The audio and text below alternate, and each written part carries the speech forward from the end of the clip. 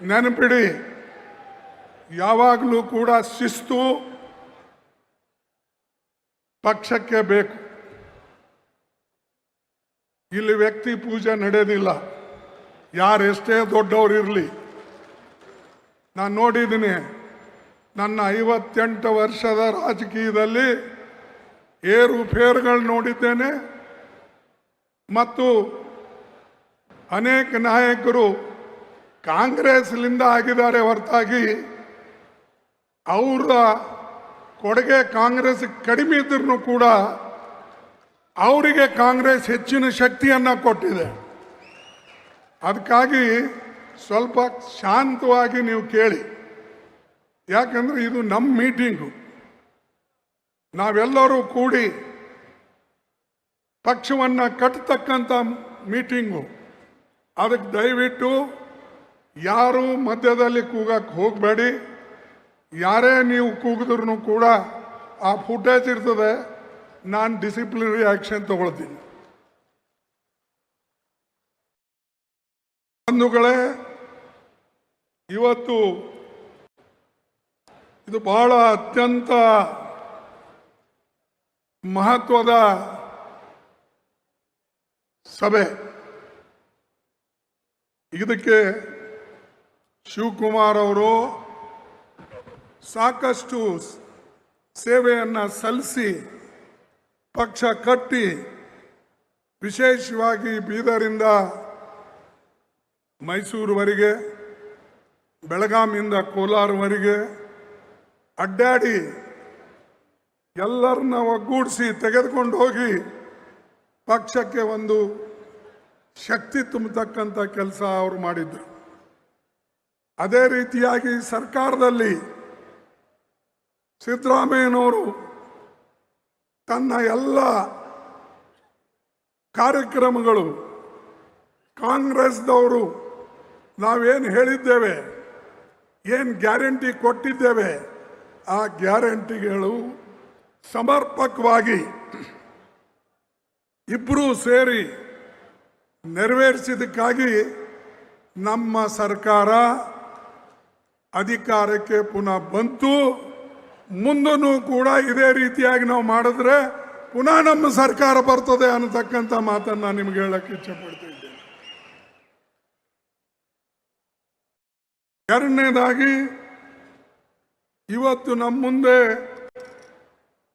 ಅನೇಕ ದೊಡ್ಡ ದೊಡ್ಡ ಪ್ರಶ್ನೆಗಳಿವೆ. ವಿಶೇಷವಾಗಿ ಇವತ್ತು ಬೆಲೆ ಏರಿಕೆ, ಇನ್ಫ್ಲೇಷನ್ ಇಡೀ ದೇಶದಲ್ಲಿ ಬೆಲೆ ಏರ್ತಾನೆ ಇವೆ. ಪ್ರತಿಯೊಂದು ಅವಶ್ಯ ವಸ್ತುಗಳ ಬೆಲೆಗಳು, ಮಕ್ಕಳಿಗೆ ಬೇಕಾದ ಪಠ್ಯಪುಸ್ತಕಗಳು, ಗ್ಯಾಸು, ಡೀಸೆಲು, ಪೆಟ್ರೋಲು, ಎಲ್ಲದರ ಬೆಲೆ ಇವತ್ತು ಮೋದಿ ಸರ್ಕಾರ ಏರಿಸ್ತಾನೆ ಇದೆ. ನಾವು ಈ ಬೆಲೆ ಏರಿಕೆ ವಿರುದ್ಧ ಹೋರಾಟವನ್ನು ಮಾಡ್ತಕ್ಕಂಥದ್ದು ಹೊಣೆ ನಮ್ಮ DK ಹರಿಪ್ರಸಾದ್ ಅವ್ರ ಮೇಲೆ ಇವತ್ತು ಇದೆ. ಅವರು ಈ ಪಕ್ಷಕ್ಕೆ ಎಲ್ಲರನ್ನ ತೆಗೆದುಕೊಂಡು ಹೋಗಿ, BK ಹರಿಪ್ರಸಾದ್ ಅವರು ಹೊಸಬರೇನಲ್ಲ, ಅವರು ಸಾಮಾನ್ಯ ಒಂದು ಕಾರ್ಯಕರ್ತನಿಂದ ಇವತ್ತು KPCC ಅಧ್ಯಕ್ಷ ಸ್ಥಾನಕ್ಕೆ ಬಂದಿದ್ದಾರೆ. ಅನೇಕ ಜನರಲ್ ಸೆಕ್ರೆಟರಿ, ಜಾಯಿಂಟ್ ಸೆಕ್ರೆಟರಿ ಆಗಿ ದೇಶದಲ್ಲಿ ಎಲ್ಲ ರಾಜ್ಯದಲ್ಲೂ ಕೂಡ ಅಡ್ಡಾಡಿ ಕೆಲಸ ಮಾಡಿದ್ದಾರೆ. ಅದಕ್ಕಾಗಿ ಈ ಸಲ ನಾವು ಕಾಂಗ್ರೆಸ್ ಕಾರ್ಯಕರ್ತರನ್ನ, ಕಾಂಗ್ರೆಸ್ ನಾಯಕತ್ವವನ್ನು ಯಾರು ಪಕ್ಷವನ್ನು ಕೆಳಗಿಂದ ಕಟ್ಕೊಂಡು ಬಂದಿದ್ದಾರೋ ಯಾರು ನೋಡಿದಾರೋ, ಯಾರು ಕಾಂಗ್ರೆಸ್ ಕಾರ್ಯಕರ್ತರನ್ನ ಗುರುತಿಸ್ತಾರೋ, ಯಾರು ವಿಶೇಷವಾಗಿ ಪಕ್ಷದ ತತ್ವಗಳನ್ನು ತನ್ನ ಜೀವನದಲ್ಲಿ ಅಳವಡಿಸ್ಕೊಂಡು ಅನುಷ್ಠಾನಕ್ಕೆ ತರ್ತಾರೋ ಅಂಥ ವ್ಯಕ್ತಿ ಕೈಯಲ್ಲೇ ಕೊಡಬೇಕು ಅಂತ ಹೇಳಿ ಇವತ್ತು BK ಹರಿಪ್ರಸಾದ್ ಅವ್ರ ಕೈಯಲ್ಲಿ ನಾವು ಕೊಟ್ಟಿದ್ದೇವೆ. ಇದು ಒಂದು ವರ್ಗಕ್ಕೆ ಸೀಮಿತ ಇಲ್ಲ, ಇದು ಕಾರ್ಯಕರ್ತರಿಂದ ಹೊರ ಹೊಮ್ಮುತ್ತ ಒಬ್ಬ ನಾಯಕ, ಅವನಿಗೆ ಈ ಕೆಲಸವನ್ನು ವಹಿಸಿದ್ದೇವೆ. ಅದರ ಜೊತೆಯಲ್ಲೇ ಯುವಕರು ಮುಖ್ಯಮಂತ್ರಿಗಳಿದ್ದಾರೆ. ಯುವಕರೇನಿಲ್ಲ, ಈಗ ಅವ ಮುತ್ತೆ ಆಗ್ಬಿಟ್ಟಾನ, ಯಾಕಂದ್ರೆ ಅವನಿಗೂ ಮೊಮ್ಮಗಳ, ಅದಕ್ಕೆ ನಾವು ಯುವಕರಂತ ಹೇಳಂಗಿಲ್ಲ. ಆದರೆ ಯುವಕರಂಗೆ ಕಾಣ್ತಾರೆ, ಯುವಕರಂಗೆ ನಡೀತಾರೆ, ಅದಕ್ಕೆ ನೀವೆಲ್ಲ ಯುವಕರು ಅಂತೀರಿ. ಅದಕ್ಕೆ ಅವರು ಅವ್ರ ಜೊತೆಯಲ್ಲೇ ಇದ್ದಾರೆ. ಹೆಚ್ಚು ಕಡಿಮೆ ಸಮವಯಸ್ಸಿದವರೇ ಇಬ್ಬರು ಇದನ್ನ ಇದ್ದಾರೆ. ಅವ್ರಿಗೆ ಮಾರ್ಗದರ್ಶನ ಕೊಡೋಕ್ಕೆ ಈ ವೇದಿಕೆ ಮೇಲೆ ಕುಳಿತಂಥ ಎಲ್ಲ ನಾಯಕರಿದ್ದಾರೆ, ಹಿರಿಯ ನಾಯಕರು. ಸುರ್ಜೇವಾಲಾ ಅವರು ಇದ್ದಾರೆ. ಅದಕ್ಕೆ ನಾವು ಇಂಥ ವ್ಯಕ್ತಿಗಳ ಕೈಯಲ್ಲಿ ಇವತ್ತು ಕೊಟ್ಟಿದ್ದೇವೆ. ಬಹುಶಃ ನಮ್ಮ ಪುನಃ ಸರ್ಕಾರ ತರ್ತಕ್ಕಂಥ ಇದರಲ್ಲಿ ಹಾಗೂ ಅಖಿಲ ಭಾರತೀಯ ಕಾಂಗ್ರೆಸ್ ಕಮಿಟಿ ಒಂದೇ ಅಲ್ಲ, ನಾಳೆ ಬರ್ತಕ್ಕಂಥ ಪಾರ್ಲಿಮೆಂಟ್ ಚುನಾವಣೆಗೂ ಕೂಡ ನಮಗೆ ಶಕ್ತಿ ಕೊಡ್ತಾರೆ ಅಂತಕ್ಕಂಥದ್ದು ನಾನು ನಂಬಿದ್ದೇನೆ. ಯಾಕಂದರೆ ಡೆಲ್ಲಿಯಲ್ಲಿ ನಾವು ಬರದೇ ಹೋದರೆ ಈ RSS BJP ಮೋದಿ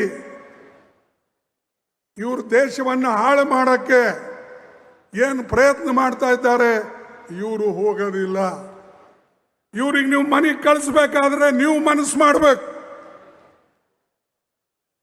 ನಮ್ಮ ಕಾರ್ಯಕರ್ತರು, ಮುಖಂಡರು, ನಾಯಕರು, ಇದು ಎಲ್ಲರೂ ಕೂಡ, ಯಾಕಂದ್ರೆ ಇದರ ಪರಿಣಾಮ ಹೆಣ್ಮಕ್ಕಳ ಮೇಲೆ ಬೀಳ್ತಾ ಇದೆ, ಯುವಕರ ಮೇಲೆ ಬೀಳ್ತಾ ಇದೆ. ಅದಕ್ಕಾಗಿ ಹೇಳಿದ ಇನ್ಫ್ಲೇಷನ್ ಇದು ಮೋದಿ ಅವ್ರ ಕೊಡುಗೆ. ಅನ್ಎಂಪ್ಲಾಯ್ಮೆಂಟ್ ಇದು ಮೋದಿ ಅವ್ರ ಕೊಡುಗೆ.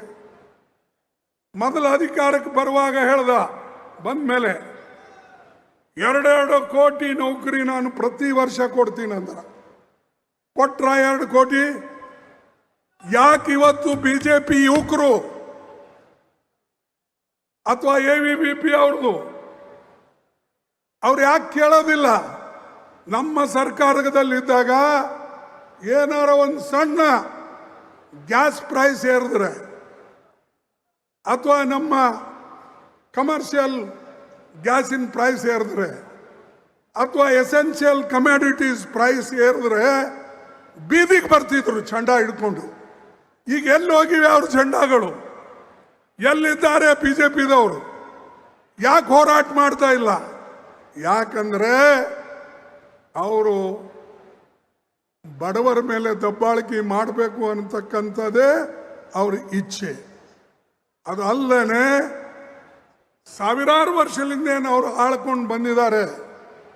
ಕೆಲವು ಜನರ ಕೈಯಲ್ಲೇ ಏನು ಅಧಿಕಾರ ಇತ್ತು, ಆ ಅಧಿಕಾರವನ್ನು ಮೋದಿಯವರು ಅದೇ ರೀತಿಯಾಗಿ ಮುಂದುವರಿಸಬೇಕು ಅಂತ ಹೇಳಿ ಅವರ ಪ್ರಯತ್ನ ಇದೆ. ಅದಕ್ಕೆ RSS ಅವರಿಗೆ ಅಷ್ಟು ಸಪೋರ್ಟ್ ಮಾಡೋದು, ಅದಕ್ಕೆ ಅವರಿಗೆ AVP ಸಪೋರ್ಟ್ ಮಾಡೋದು. ಇವರು ಇಂಥ ಒಂದು ಇವತ್ತು ಸುಳ್ಳುಗಾರರು ಮತ್ತು ಇವರು ವಿಶೇಷವಾಗಿ ಹಣದುಬ್ಬರದಲ್ಲಿ ವಿಫಲರಾಗಿದ್ದಾರೆ.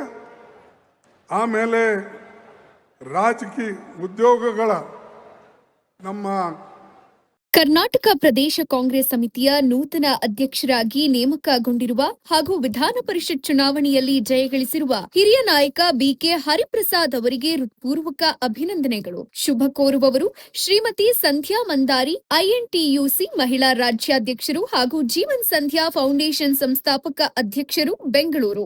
ಹೆಚ್ಚಿನ ವಿಡಿಯೋಗಳಿಗೆ ಪ್ರತಿಧ್ವನಿ ಯೂಟ್ಯೂಬ್ ಚಾನೆಲ್ ಸಬ್ಸ್ಕ್ರೈಬ್ ಮಾಡಿ, ಬೆಲ್ ಐಕಾನ್ ಕ್ಲಿಕ್ ಮಾಡಿ.